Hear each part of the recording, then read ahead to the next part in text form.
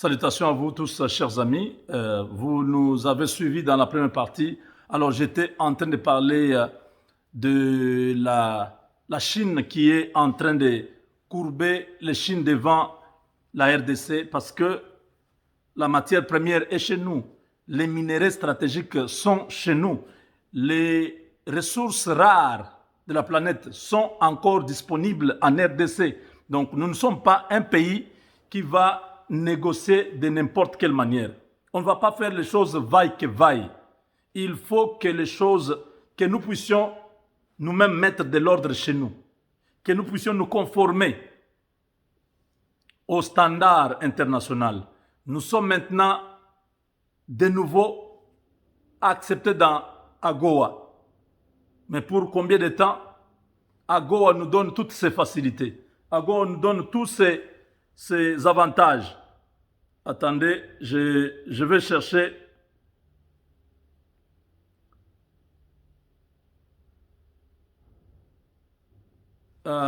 une dame qui est aussi impliquée dans AGOA. L'autre fois, vous avez eu la chance d'écouter le docteur Ngoï. Aujourd'hui, nous avons Madame Chantal. Je pense que si elle est en ligne, elle pourra nous parler quelques minutes seulement, parce que nous avons besoin de savoir un peu plus sur les conditions, comment nous devons maintenir notre membership dans AGOA cette année.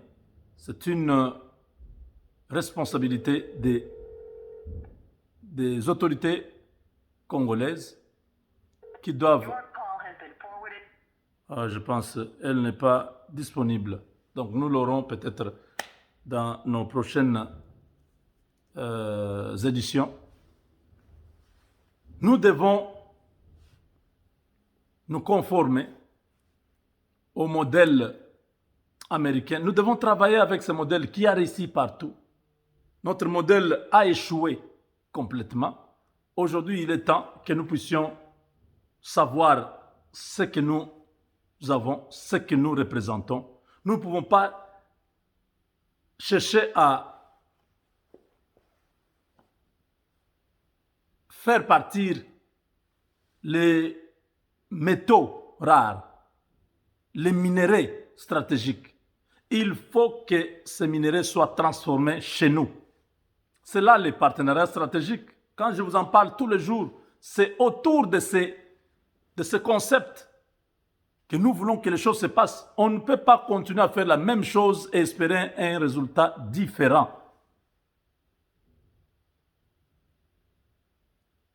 Nous avons l'opportunité aujourd'hui d'avoir un partenaire de taille comme les États-Unis, dont le monde entier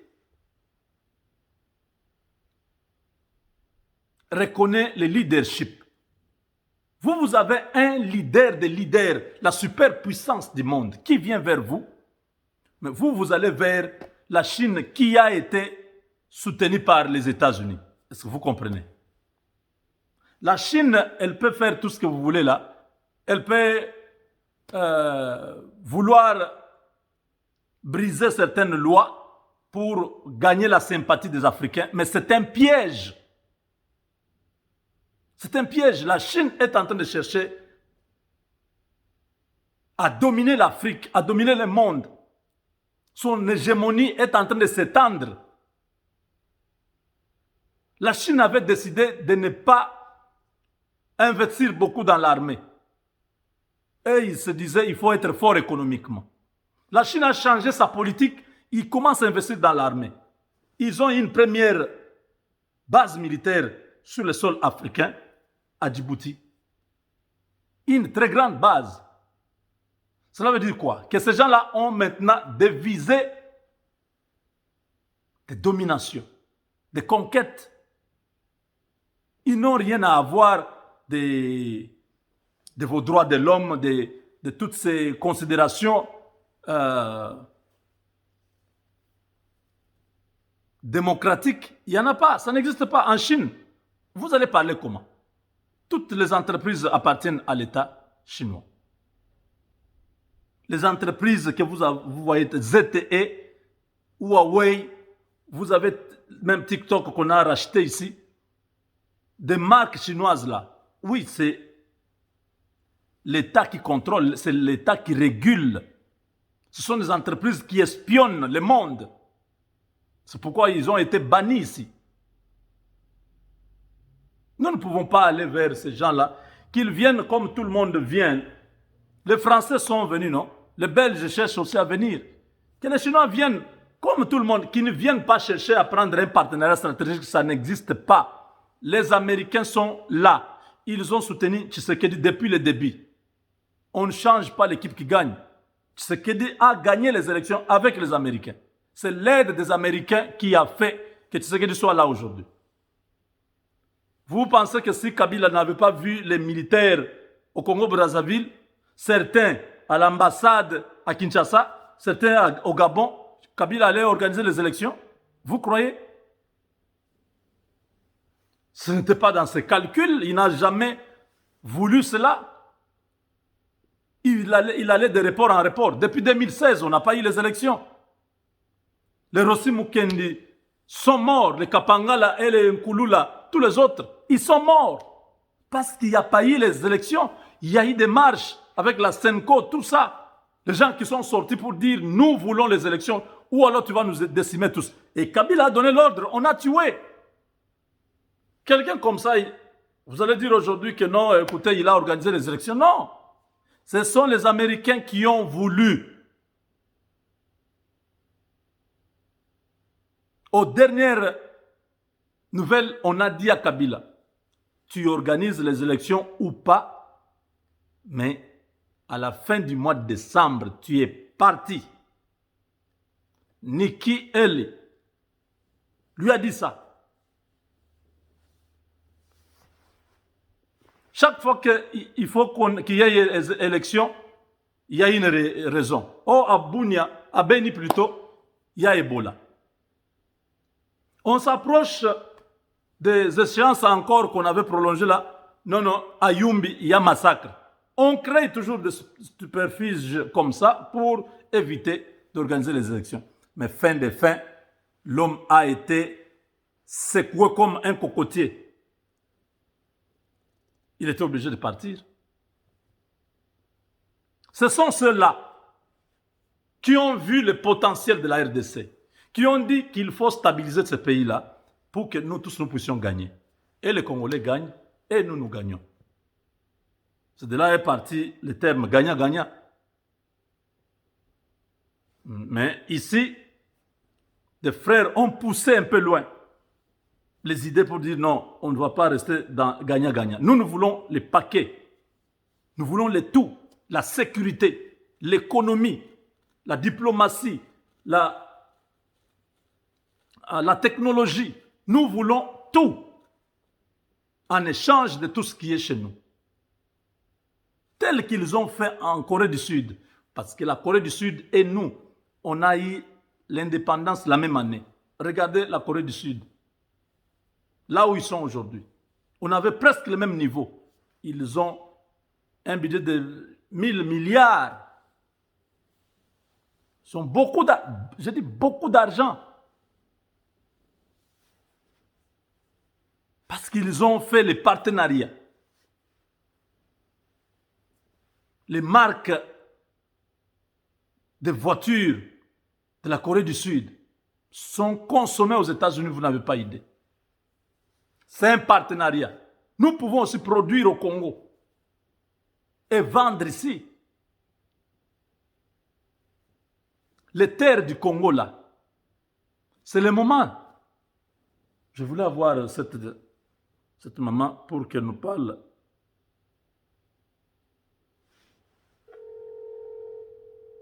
Nous devons profiter maintenant et faire de grandes choses. Le président de la République devient le président de l'Union africaine. C'est une opportunité maintenant de comment dirais-je, pas rationaliser, mais de maximiser les chances de son passage à la tête de l'Union européenne, Union africaine, faire un grand marketing au niveau international, que nous puissions avoir le début du changement dans notre pays. Sur le plan militaire, nous n'avons pas une armée.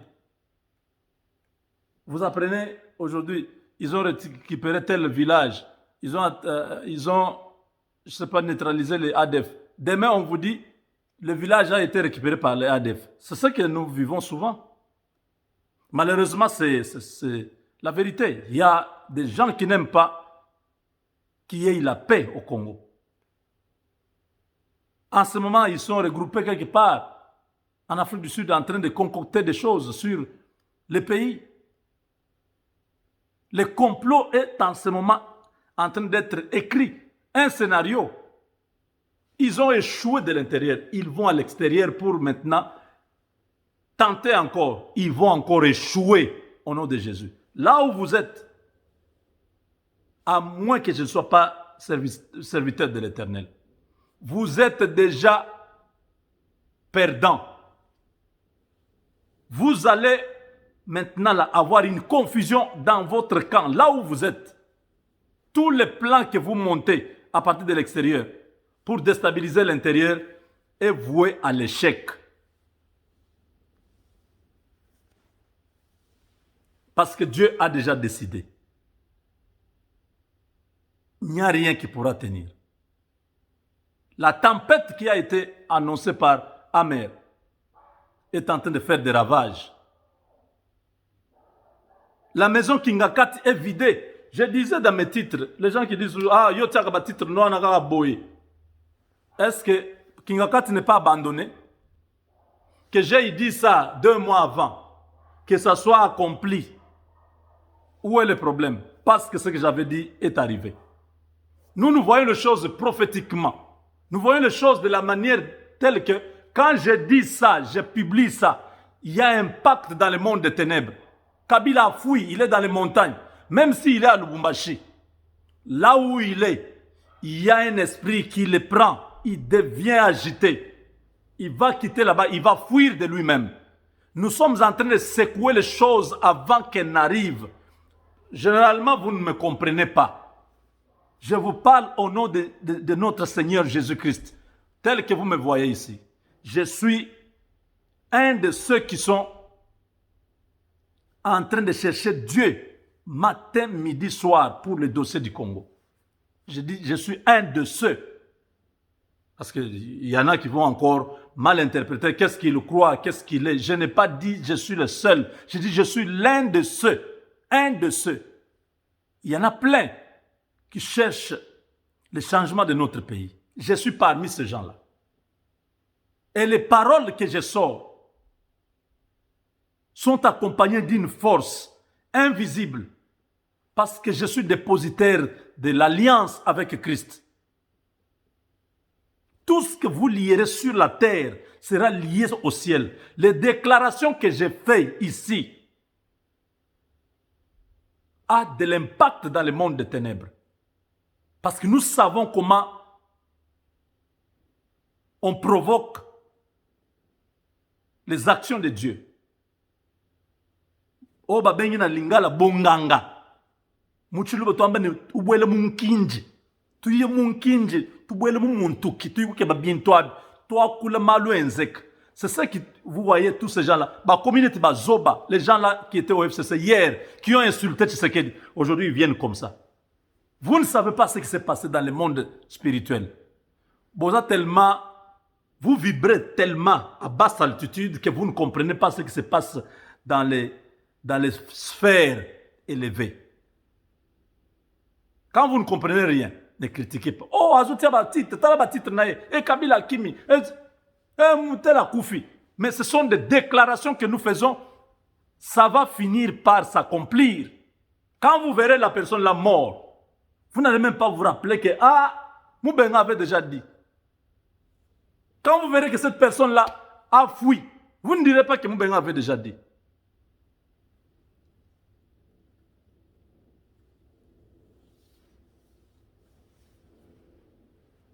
Où est passé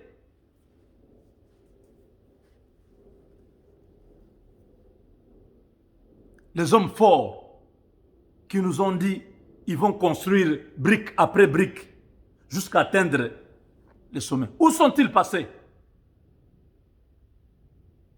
Je vous ai fait lire plusieurs fois ici le psaume 37. Sur les méchants sera effacé. Vous ne les trouverez plus. Vous ne les verrez plus. Quand je disais ça, personne ne voyait venir. Il pensait que tous ces gens-là resteraient comme ça. Est-ce que vous avez vu encore les méchants? Il a disparu. Cette nation a une destinée prophétique. Donc, si vous n'entrez pas dans ce monde de la prophétie pour comprendre ce que Dieu est en train de faire pour le Congo, vous allez continuer à gérer Tshisekedi, Bemba, Katumbi, toujours comme des humains comme ça. Dieu utilise cette génération, Tshisekedi, Bemba, Katumbi et les autres, pour amener son règne dans le pays. Ils sont des acteurs de la transition. Il y a eu un temps où le peuple a trop souffert, mais ce temps-là est révolu. Maintenant, ce que vous voyez, ce sont les douleurs d'enfantement. Bientôt, le Congo sera totalement calme. Ni la guerre, ni la famine. Nous serons comme les États-Unis. Vous avez déjà entendu, on a attaqué les États-Unis. Au contraire, c'est les États-Unis qui vont attaquer les autres. Nous allons arriver à ce moment-là où la RDC sera pourvoyeur de la paix en Afrique centrale, en Afrique tout court. La RDC aura autant d'usines, d'entreprises, de compagnies que beaucoup de pays voisins viendront au Congo travailler, demander la résidence, comme nous l'avions fait à l'époque quand nous étions venus ici.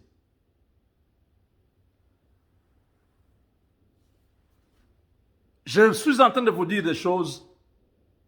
Les vidéos restent. Beaucoup de ceux qui se connectent à moi spirituellement comprennent que ce monsieur, quand il dit des choses, ça se réalise.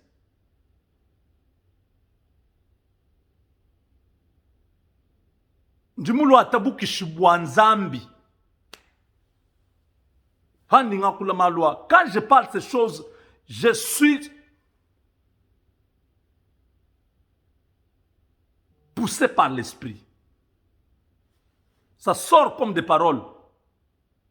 Mais il y a une puissance qui se dégage derrière ces paroles.